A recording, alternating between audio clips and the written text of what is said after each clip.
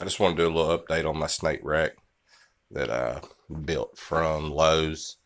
It holds the 54, I think they're 52 quart tubs, so I can go from hatchling all the way full adult because I'm doing corns and bull snakes. But I just wanted to show everybody the rack I built. I got the jump start thermostat on it. Watched a lot of videos, done a bunch of research on it. It's not quite dead accurate, but with an IR gun, I mean, it's easy to keep up with the heat.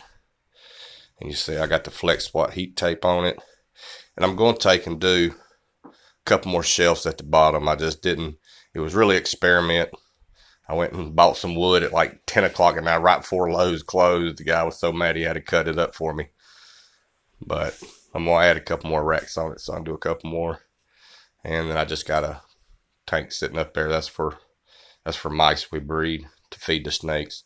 See, I got tanks everywhere.